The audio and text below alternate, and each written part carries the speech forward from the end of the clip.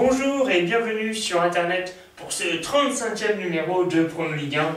Bonjour Julien. Bonjour Ludo. Et oui, 35e journée que nous allons vous pronostiquer dans quelques instants, mais vous le savez, c'est le moment de l'émission bilan. Et je vais donc laisser Ludovic vous parler du classement de cette... Après, c'est la 34e journée. Tout à fait, donc à l'aube de la 35e, comme on vient de le dire. Donc pour l'instant, Montpellier est bien parti pour le titre. Donc ils sont premiers avec 72 points suite à leur victoire face à Toulouse. Ensuite, nous avons Paris deuxième à 5 points derrière, suite à la défaite face à Lille. Donc 67 points pour Paris deuxième. Donc défaite de Paris qui fait remonter Lille à 2 points justement de Paris. Donc Lille troisième avec 65 points. Concernant l'Europe, donc ça se joue entre Rennes, Lyon, Saint-Etienne et Toulouse, qui ont respectivement entre 57 et 53 points. Lyon d'ailleurs champion de France. Oui, champion qui a remporté la Coupe de France. Voilà, Coupe de France, voilà, champion de la Coupe. Enfin, voilà. Donc qui a gagné face à Quevilly 1-0, on s'en souvient, c'était il y a quelques jours. Concernant... Ils sont donc 5e, c'est ça? Oui, tout à fait, 5e avec 56 points. On va parler un petit peu de Marseille, mais juste 2 secondes. Marseille est passé dans la deuxième partie de classement, désolé Jean-Marc. Et Marseille est donc 11e avec 41 points. Marseille qui avait eux ont remporté la Coupe de la Ligue, donc bon, ils ont eu au moins un trophée cette saison. Quoi. Voilà. 2 avec le trophée des champions du coup. Concernant les éventuels relégables pour cette saison, on pense que ça va jouer entre 6 équipes, donc entre Caen, Dijon, Ajaccio, Brest, Sochaux et Auxerre, qui ont respectivement entre 35 et 31 points, donc c'est vraiment serré. Hein. Donc ça va certainement se jouer entre ces 6 équipes-là.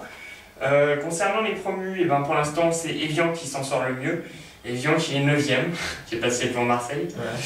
Ouais. Donc Evian avec 45 points, hein. Donc 4 points devant Marseille, pour situer. Concernant la meilleure attaque de ce championnat pour le moment, c'est Paris et Lille qui sont à égalité avec 64 buts marqués. Concernant la pire attaque, voilà, la pire attaque, eh bien c'est Valenciennes avec 33 points, enfin 33 buts marqués.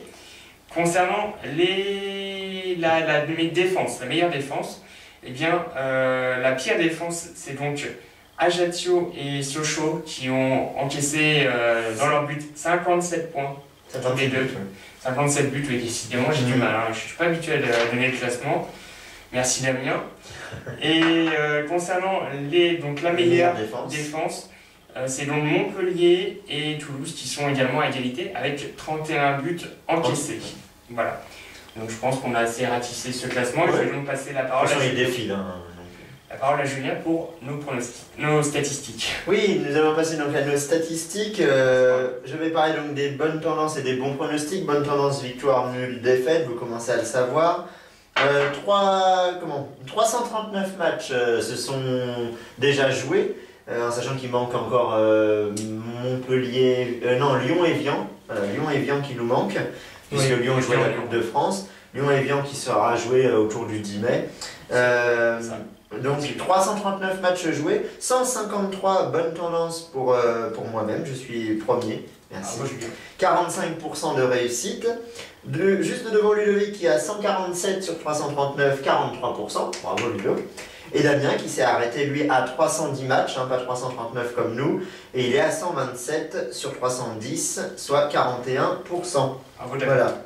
On souligne que Ludo a progressé de quelques points, quelques dixièmes de pourcentage, que Damien a baissé de quelques dixièmes et que moi je baisse légèrement de quelques dixièmes également. Maintenant pour les bons pronostics, c'est-à-dire les scores justes, eh bien Damien qui s'est arrêté lui à 310 matchs est en tête avec 12,9%, 40 sur 310. Bravo Damien.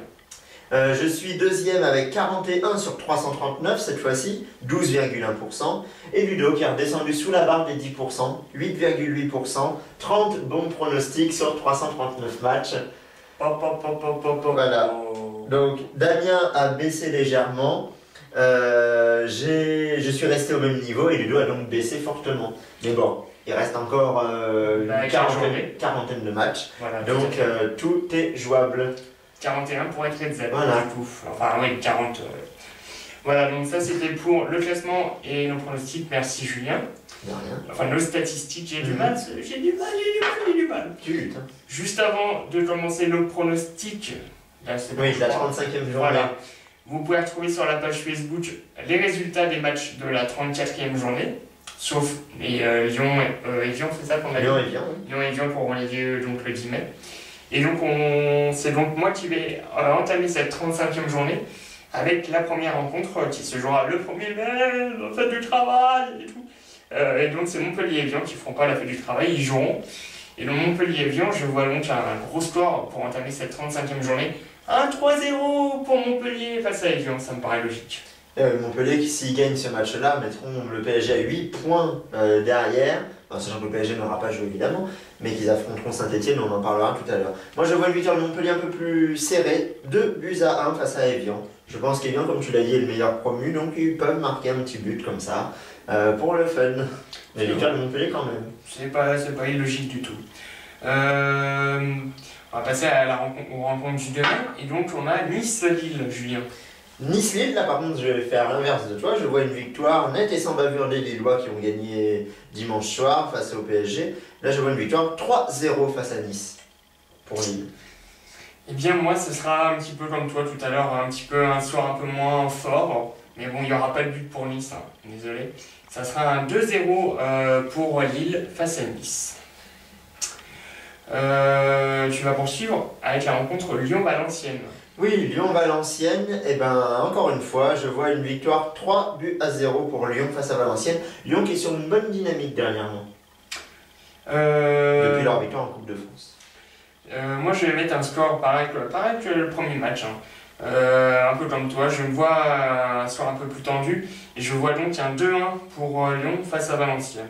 Valenciennes qui est quand même au 12e, donc à peu près le même niveau de Marseille d'après le classement. On ne sait jamais, il pourrait mettre aussi un petit but pour le fun. Voilà. On verra bien. Hein. Ensuite.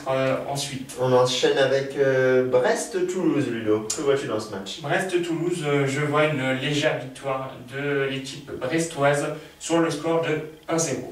Tu es courageux, ils ont changé d'entraîneur la semaine dernière, ça leur a valu une défaite 4-0 face à Auxerre, le dernier du classement. Donc moi évidemment je ne vois pas de victoire brestoise, je vois une victoire toulousaine qui eux jouent pour l'Europe, 2-1. On verra bien. Effectivement. Bordeaux-Rennes, Julien. Bordeaux-Rennes, eh bien je vois un match serré entre les Bordelais et l'équipe de Rennes sur le score de 1 partout. Eh bien, je ne vois pas un match nul, je vois une victoire de Bordeaux, mais pas beaucoup plus fortement, hein. Ça sera juste un 2 pour Bordeaux face à Rennes. Mais c'est quand même une victoire. Marseille-Nancy, Doluche. Oui, Doluche. Marseille-Nancy, donc Marseille, on l'a dit tout à l'heure, qui est passé 11e, Nancy qui est 10e. Un match assez serré, même si pour moi, à la base, c'est des équipes qui n'ont pas le même niveau. Et donc, je vois quand même un match nul, un partout. Hein. Eh bien, pour ma part, je vois une victoire de Marseille, 2-0. Je le dis depuis des semaines et des semaines, il serait peut-être temps qu'ils gagnent, Marseille. Mais c'est mal barré. C'est pas Jean-Marc qui nous dira le contraire. On salue Jean-Marc d'ailleurs. Je vais donc. Marseille, c'est 10 victoires, 11 nuls et 13 défaites cette saison. 13 défaites. Voilà, comme les Bouches-du-Rhône. Voilà. Oui. Caen-Lorient. Eh bien, Caen-Lorient a pareil un derby breton, il me semble, enfin un derby de l'Ouest. Voilà. Il me semble que c'est dans cette région-là. Oui. Caen-Lorient, je vois une victoire, une petite victoire de Lorient 1-0. Oui, pareil, Lorient qui a longtemps joué les outsiders l'année dernière pour l'Europe est décevant cette saison, mais je vois à nouveau une victoire de Lorient face à Caen, 1-0, je suis d'accord avec Ludo. Et on enchaîne tout de suite avec Dijon-Auxerre, et c'est pour moi. Oui, tout à fait. Dijon-Auxerre, je vois un match nul, un partout entre Dijon qui est mal classé et Auxerre qui l'est aussi, il y a des points à prendre, mais malheureusement je pense que ces deux équipes vont se neutraliser. Effectivement, les deux équipes ne sont pas super bien classées. Auxerre, beaucoup moins classé. Ouais. Dijon, 1-0 face à Auxerre. Je lutte un petit peu aujourd'hui. Oui. C'est la veille de la fête du travail, c'est pour ça. Ajaccio, Sochaux. Ajaccio-Sochaux, Sochaux 19e, Ajaccio 17e. Oui, donc je vois un match nul 0-0 entre ces deux équipes. Je pense que ça, voilà, tu l'as dit dans le classement, c'est un peu comme Dijon-Auxerre. Voilà, je vois un match nul 0-0.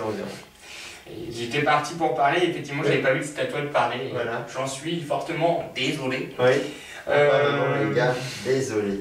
Donc Sochaux-Ajaccio, et je le disais, c'est serré. Non, Ajaccio-Sochaux, mais c'est serré aussi. Ah oui, oui, oui.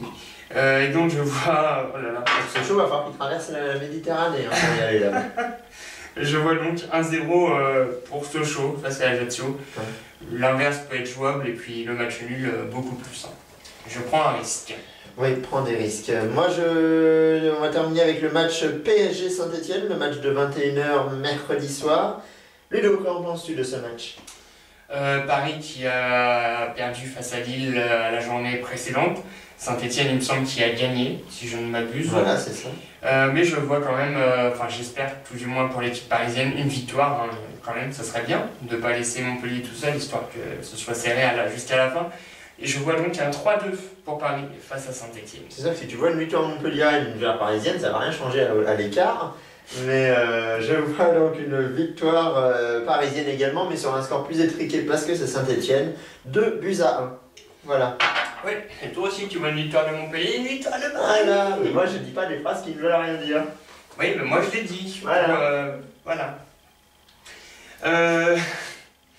Eh bien c'est tout pour nos pronostics pour cette 35e journée. J'ai soif. Et c'est déjà pas mal. Vous allez voir apparaître sur l'écran le résumé. Voilà, le résumé. Ce qu'on vient de dire. Voilà, en chiffres et en lettres. Voilà. Consonne. Voyelle. Consonne. 310. Ah bon. Vous allez avoir ensuite donc le calendrier. Oui, en chiffres et en lettres aussi. Toujours. Consonne. Voyelle. Voyelle. Consonne. 627. Bravo. Donc le calendrier donc, pour ces matchs qui auront lieu donc, demain, mardi 1er mai, et après-demain, mercredi 2 mai. Et donc, eh bien, on se retrouve tous les deux, et vous, si vous le voulez. Oui. On se retrouve, dans 3 jours, jeudi 3 mai, pour vous pronostiquer d'emblée, directement, tout de suite, les matchs de la 36e journée. Tu seras là, j'espère. Je serai là. On fait pas trop la fête du travail lundi, on sera là mercredi. Hein. Voilà. Enfin, j'espère. Non, on sera... Jeudi 3 mai, on sera là et en plus on sera en extérieur pour cette dernière émission en extérieur avant l'émission bilan. Enfin, on vous réserve plein de surprises d'ici là. Voilà, c'est ça. Eh bien, on va vous souhaiter de belles rencontres pour ces 2 prochains jours. Et donc, nous, on se retrouve jeudi sur Internet, comme d'habitude. Voilà, fidèle au poste. Voilà. Allez, bon match à vous et à dans quelques jours. À jeudi. Salut.